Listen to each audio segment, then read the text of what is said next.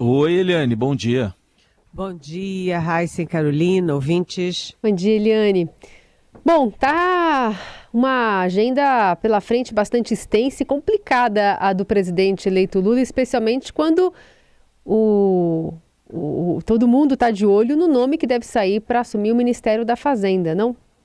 Pois é, o presidente eleito Luiz Inácio Lula da Silva chega a Brasília e trazendo a bordo o Fernando Haddad. Isso já é mais uma indicação de que Lula prefere Haddad para o Ministério da Fazenda, que é o ministério que está todo mundo de olho nesse momento, porque o Lula tem um grande desafio,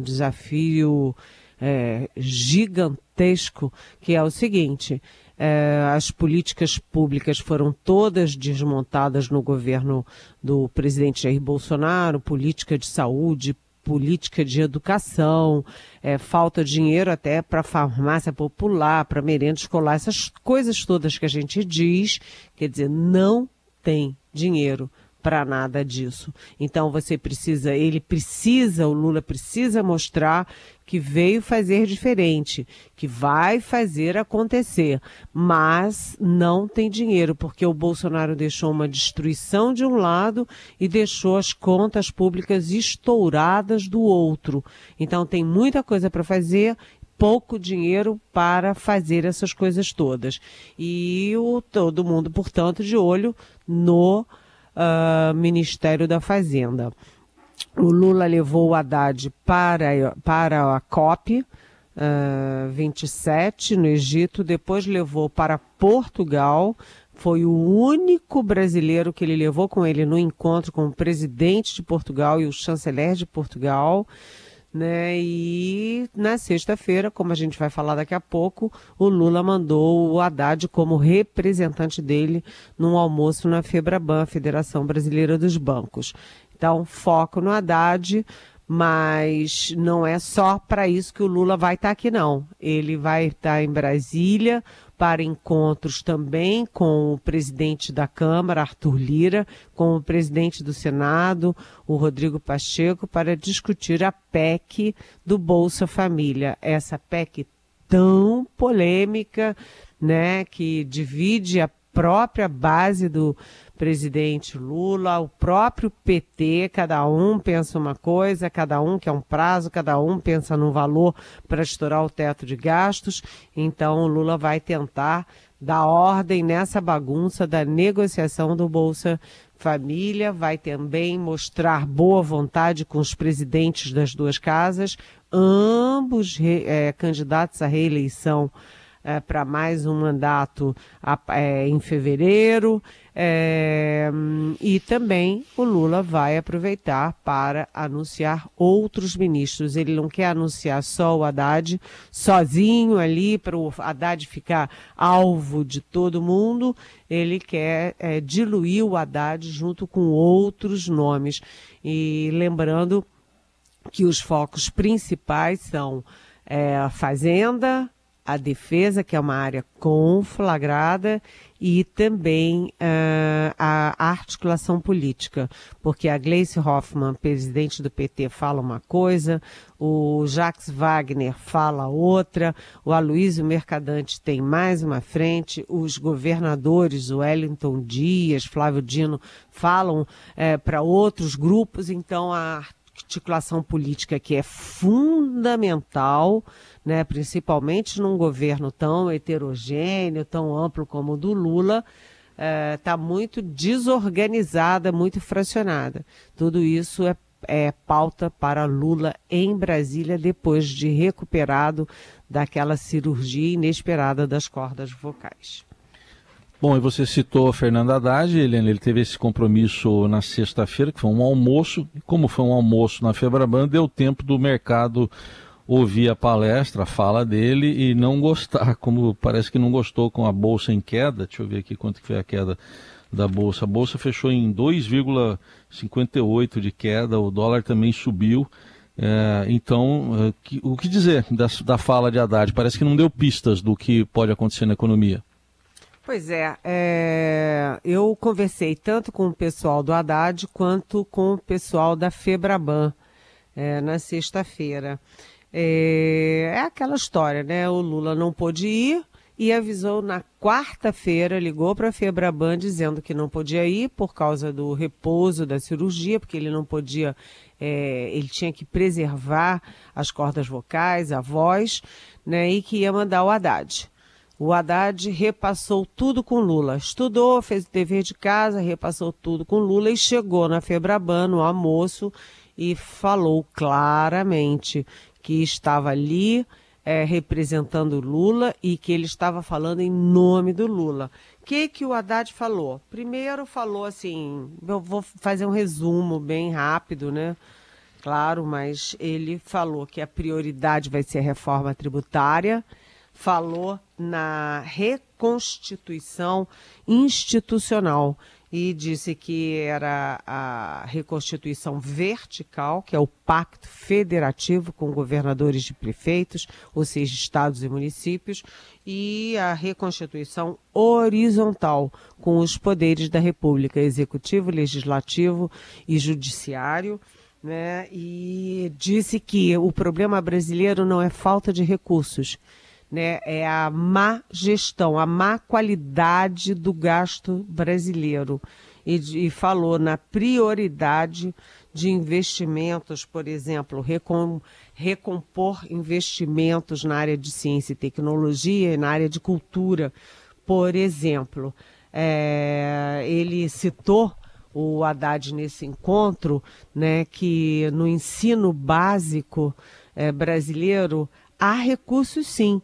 Os recursos são a nível da OCDE, só que o resultado é muito ruim, né? E a qualidade do ensino brasileiro é uma das piores. O nível de gasto é equivalente à OCDE, mas o resultado é muito inferior ao da própria OCDE. Ele citou também o Bolsa Família, que na época do Lula consumia 0,5% do PIB e agora consome 1,5% do PIB. Consome muito mais do PIB, mas as pessoas estão com fome jogadas na rua. Ou seja, é preciso gastar bem o dinheiro. Tem dinheiro, gasta-se mal. E aí a bolsa caiu, né? O dólar subiu. Houve muita reclamação de que ele foi superficial, que ele falou obviedades e que ele não deu rumos, como, por exemplo, a meta de dívida pública. Mas eu conversei com gente importante da Febraban, conversei bastante e eles acham que esse resultado, essa crítica foi injusta com o Haddad. Eles acham que ele pagou o pato, porque o que incomoda a Febraban não foi o que ele disse. O que incomoda a Febraban e, aliás, todo o setor produtivo também é a indefinição sobre quem vai gerir a fazenda, a economia, quem vai gerir a articulação política, quem são os nomes. Quem são os nomes? Qual é a equipe? O que o Lula pretende fazer a partir de 1º de janeiro, que está aí já, né? Então, na verdade, o setor financeiro do país reagiu não contra propriamente o Haddad, reagiu sim contra a falta de rumos. E um deles me disse o seguinte, que eles estão navegando no escuro, sem saber o que vem pela frente. Então, é preciso que o Lula também dê sinais de mais estofo para o Haddad ser assimilado pelo mercado brasileiro.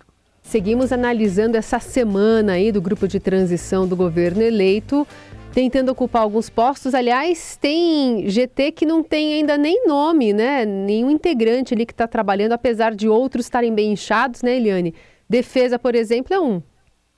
Pois pelo que eu apurei, Carolina, Heisen, ouvintes, pelo que eu apurei, né, estava tão complicado montar a comissão da defesa, que você viu que todas as comissões foram criadas, menos a da defesa.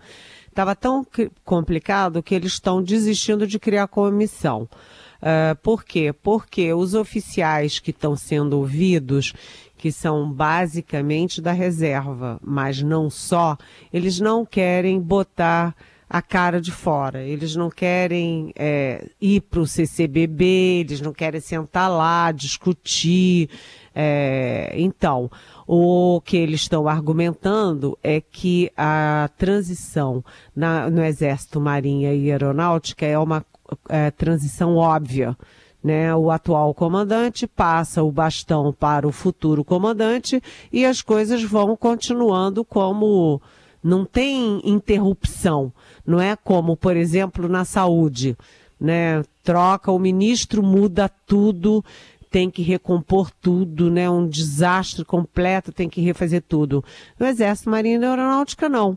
Né? O Lula escolhe um dos 3 mais antigos, dos 4 estrelas, né? O almirante mais antigo, o brigadeiro mais antigo, o general mais antigo, de 4 estrelas, e nomeia. E aí o atual comandante passa o bastão para o próximo e pronto, não tem nenhuma dificuldade. Então eles estão achando que tem gente dizendo para o Lula que não precisa fazer comissão de transição. É só passar o bastão e pronto, nomear e pronto. E no caso do Ministério da Defesa, sim, é muito complicado. Por quê? Porque as Forças Armadas estão conflagradas. Estão conflagradas, isso é é uma coisa assim inexplicável o que o Bolsonaro fez, né? Ele rachou as Forças Armadas, né? A gente teve aí eu recebi na sexta-feira ou no sábado uma lista de mais de 200 oficiais da reserva, das 3 forças, pedindo ditadura militar, dizendo que a urna eletrônica falhou tudo, que tem fraude para tudo quanto é lado, um monte de maluquice, entendeu? Sem pé nem cabeça, uma coisa golpista, que só serve para estimular essa gente que está enrolada na nossa bandeira, em torno de quartel, rezando para extraterrestre, para Deus, para impedir a posse do Lula. Uma coisa meio sem pé nem cabeça. Então, o ministro da Defesa vai ter, sim, muita dificuldade para botar a casa em ordem, trazer de volta o profissionalismo, a ordem e a disciplina dentro das 3 forças. Isso, sim, é complicado. E está decidido que será um civil. Mas qual civil? Né? Quando eu converso do lado dos militares que estão conversando com a transição, os militares prefeririam alguém com o perfil do Aldo Rebelo. Aldo Rebelo, que foi do PCdoB, ou seja, de um partido que lá atrás, há muito tempo, foi com o Partido Comunista, deixou de ser há muito tempo, há décadas, deixou de ser comunista, e que é um sujeito que já foi ministro da Defesa, que estudou muito as Forças Armadas, a história, conhece bem os personagens, conhece muito bem a Amazônia, é muito pragmático, eles preferem. Mas a questão que eles preferem, mas quem tem que preferir é o Lula. E hoje o Marcelo Godoy, no Estadão, está dando que o Lula está pensando entre Aloysio Mercadante, que é filho e neto de militares, sobrinho de militares, irmão de militares, né? O Jacques Wagner, que já foi